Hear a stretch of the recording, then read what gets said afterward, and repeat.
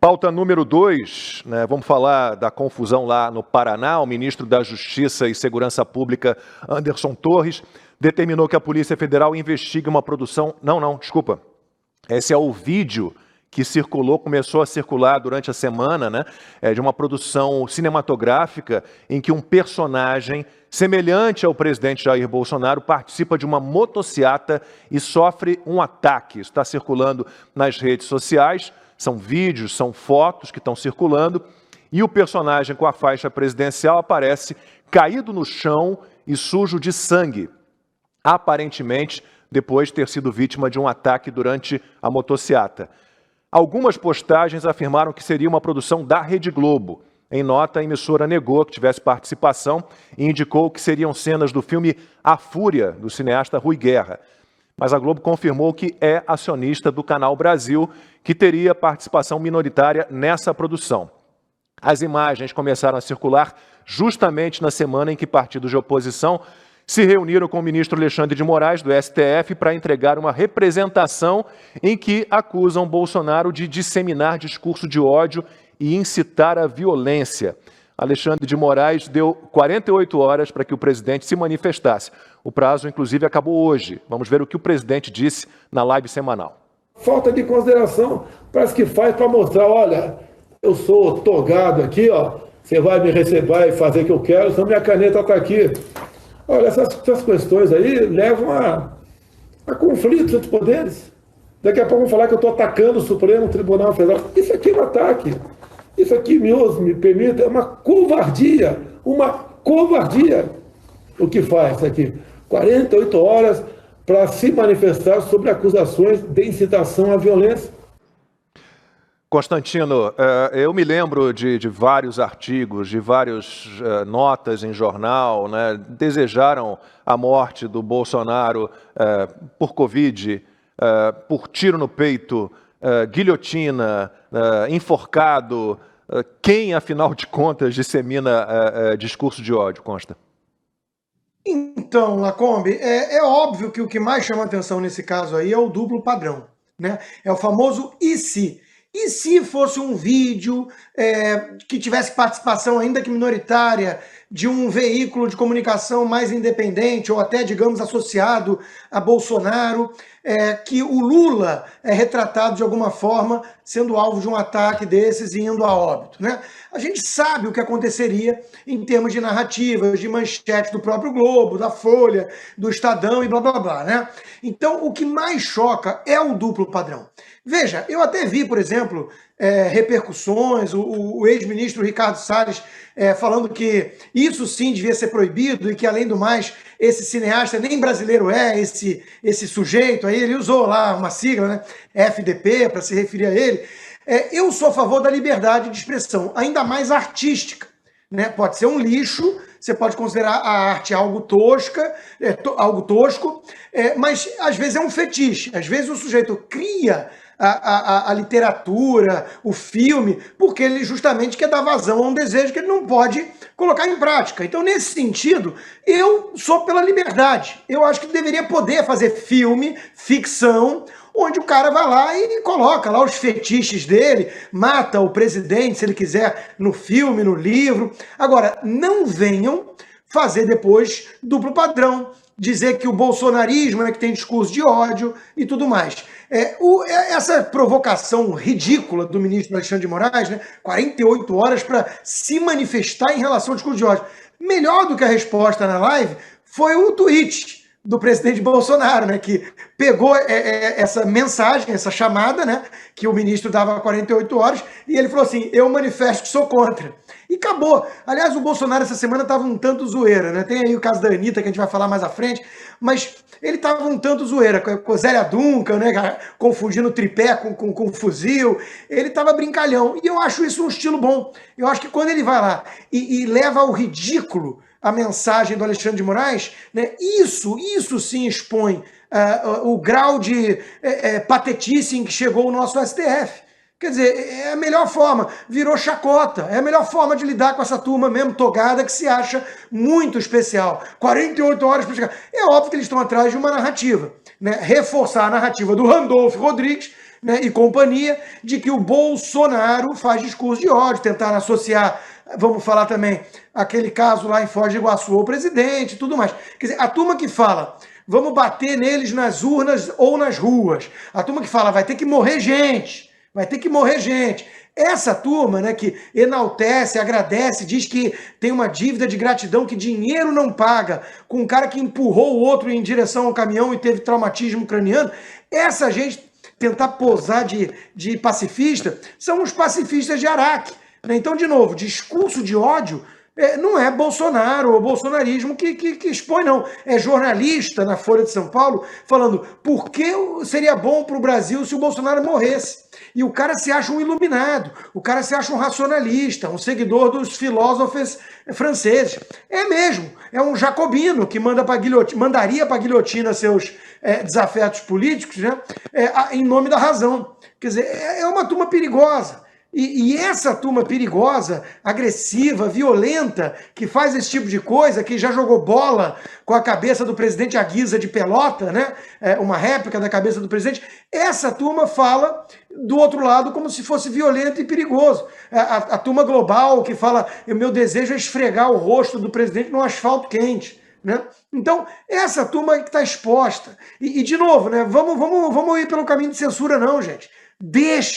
Deixa falar, deixa fazer o filminho, deixa a Globo ajudar a fazer esse filminho para a gente mostrar quem eles são de verdade e como o discurso deles é hipócrita.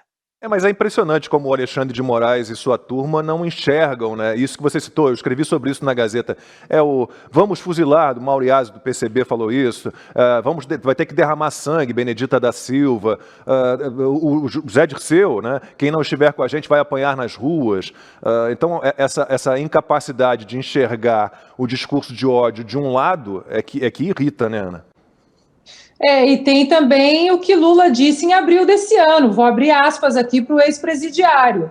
Se a gente pegasse e mapeasse o endereço de cada deputado e fosse 50 pessoas na casa do deputado para conversar com ele, com a mulher dele, com o filho, incomodar a tranquilidade dele, eu acho que surte muito mais efeito do que a gente vir fazer manifestação em Brasília. Isso aqui não pode ser um discurso de ódio, incitando aí a violência em frente às casas dos parlamentares? O problema, eu também concordo com o Constantino, tem que deixar falar, tem que deixar que eles fiquem completamente nus, expostos, toda a hipocrisia aí colocada à luz do dia, muito ao contrário do que eles querem, né? Nos calar, falar menos. Projeto na Câmara de censura, né, senhor Arthur Lira? PL 2630, censurar o Lula, regular a mídia, regular a imprensa. Nós queremos que eles falem, porque exatamente a demonização dos nossos símbolos nacionais, a desumanização de pessoas, seja o presidente Bolsonaro, ou seja, nós jornalistas, por exemplo, somos cancelados, ou médicos que são cancelados porque eles questionam vacinas experimentais, né? Isso tudo aí tem que deixar exposto, porque é exatamente isso que vai... Eu acho que nós estamos vivendo uma janela muito importante nessa eleição, que o Brasil vai dar passos muito bons para frente, passos largos, sim, de luta contra o cerceamento da liberdade, o cerceamento de questionamentos, liberdade de imprensa, enfim, liberdade de religião, até cristãos sendo perseguidos no Brasil, por exemplo, ou nós vamos voltar aí anos terríveis, e eu acho que vai ser muito difícil sairmos de um buraco que nós custamos a sair nesses últimos 3 anos. Então, tem que deixar falar mesmo, e expor que a violência e o discurso de ódio, na verdade, quem prega é o outro lado. Lembrando também, né, Consta e Lacombe, que discurso de ódio e fake news, né, os termos do momento, é tudo aquilo que eles não gostam. Não, e para pensar, o Lula, Constantino, agradeceu a Deus por ter criado o coronavírus, mas o genocida é o Bolsonaro. Exatamente, assim como aqui aquela atriz Jane Fonda falou a mesma coisa, né? Foi um presente de Deus para a esquerda, né? E de fato foi, porque foi o pretexto utilizado para mudar as regras eleitorais e deu no que deu. Que fica aí um alerta, né? A gente vai comentar mais à frente também, todo mundo viu, né? Mais uma vez, cenas impressionantes de multidões que o presidente consegue arrastar, dessa vez em Fortaleza, né? No Ceará, e o outro lá, não, o outro só faz acordo de bastidores, só se encontra com o Renan Calheiros e companhia, né? Mas o Joe Biden é o presidente, né? Com ou sem fraude, isso é uma discussão que tem que ter. Nós já comentamos aqui o documentário do 2.000 Mulas, do Dinesh de Souza, que tem muita coisa suspeita. É bom ficar atento, porque nós vamos falar também da questão das urnas uma vez mais, né? E eu vi jornalistas, e jornalistas não precisam ser aqueles mais associados ao PT, não. Estou falando de gente que é mais moderada, que tem até livro bom aí na praça, né? Tem até livro bom falando o seguinte: os ministros não querem ir na reunião do presidente com os embaixadores porque querem evitar o ridículo de teses conspiratórias, o constrangimento. Como assim? Nós temos que falar de desconfiança, de falta de transparência no processo eleitoral. Isso está no âmago. Quando a gente vê esse jogo sujo todo, quando a gente vê essas narrativas sendo impostas, quando a gente vê o próprio ministro Alexandre de Moraes dando 48 horinhas para o presidente falar sobre discurso de ódio, esse que vai ser o presidente do TSE durante as eleições, e que não diz nada sobre o outro lado, que nós acabamos de apontar aqui inúmeros exemplos, inúmeros casos esquisitos ou muito escancarados de discurso de ódio, né? É óbvio que existe aí um duplo padrão, e desse duplo padrão participa boa parte da imprensa, o sistema, muitos políticos, caciques desses partidos fisiológicos e gente do Poder Judiciário, por aí vai. Então, é uma concertação envolvendo muito peixe graúdo, muito tubarão, muita gente aí que quer esse regresso a que a Ana se referia. Há tempos em que o Brasil não tinha orgulho da bandeira nacional, não tinha liberdade para poder peitar essa turma ou propor de forma construtiva um futuro alternativo, diferente. Então essa turma está incomodada com a areia na engrenagem do sistema, com o estranho no ninho que está ali dentro, dando voz e representando milhões de brasileiros que cansaram desse troço podre, desse jogo sujo. Então, de novo, todo cuidado é pouco e toda atenção é necessária. Ana. Consta, tem também aqui como chama o nome daquela comediante aqui nos Estados Unidos que também segurou uma cabeça fake do Donald esqueci Trump. O cabelo meio ruivo, esqueci o nome dela.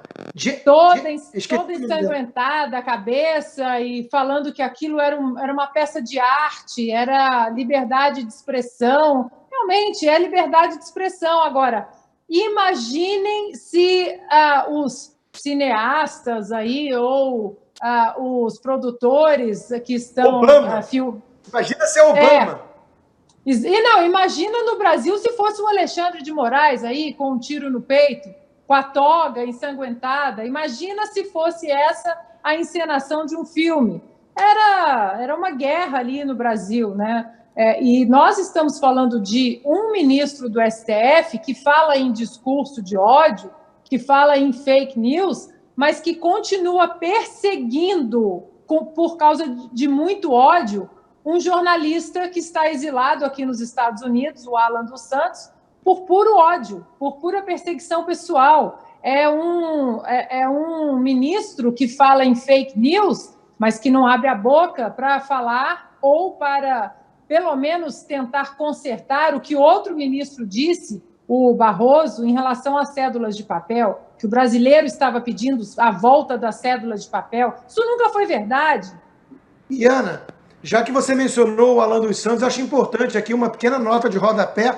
Essa semana ele saiu, né, ele está ficando mais fora dos holofotes para resolver coisas pessoais, e nós sabemos da dificuldade que ele está enfrentando na vida dele por conta do senhor Alexandre de Moraes. Ele saiu dessa sombra para dar uma entrevista para Veja. E olha, tem gravado, ainda bem que ele grava hoje em dia, todo mundo aprendeu isso com o Olavo de Carvalho, né? Tem que gravar mesmo. Ele gravou a entrevista na íntegra. O sujeito se solidariza com ele, diz no final, tamo junto, vou te ajudar a sair dessa, é um absurdo o que estão fazendo com você, sua filha longe, pô, conta comigo, não sei o quê. E aí você vai ver a entrevista, o cara mentindo, distorcendo, chamando ele de criminoso, um negócio horroroso, horroroso. Eu não lembro o nome do jornalistazinho da Veja. Eu estou tentando achar aqui, consta, o Alan me mandou a entrevista, é patética. Aqui, eu cheguei a ver, agora eu esqueci o nome. Se lembrar aí, usa o nome que é jovem, e já começou muito mal, né? Então ainda bem que o Alan dos Santos gravou essa entrevista para a gente poder ver, né, o que aconteceu de fato ali e o grau de cinismo desse sujeito, que fala uma coisa para o entrevistado e publica algo totalmente diferente na Veja. Na revista Veja, da qual eu preciso apagar do meu currículo, junto com o Globo, junto com o Isto É. Ricardo Chapola. Coisa que eu já passei aí, né? É isso? Ricardo Chapola. Ele mesmo. E, aliás, mandar então um abraço para o Alan dos Santos, faz aniversário hoje. Eu ia falar isso agora. Falaram aqui que é para a gente, é aniversário dele, então um abraço aí para o Alan dos Santos e siga firme aí, Alan, porque você está do lado da lei e essa tempestade aí vai passar. Não, e você para imaginar o tempo que o Alan está longe da mulher dele, longe da filha pequena, longe dos filhos, né? Porque ele simplesmente não pode vir ao Brasil por conta disso. A gente está falando desde o início, a Ana citou, de ódio, de perseguição. O Alexandre de Moraes cismou com o Alan e cortou todas as fontes de receita. O Terça Livre tinha uma estrutura enorme, empregava 60 pessoas, foram 60 pessoas na rua. É algo inacreditável, os advogados dele não têm acesso ao auto, a esse inquérito das fake news, né? E ele está lá, é um exilado político, é algo inacreditável. A gente tem que chamá-lo de blogueiro bolsonarista. O cara é jornalista. É um negócio muito bizarro. É triste demais.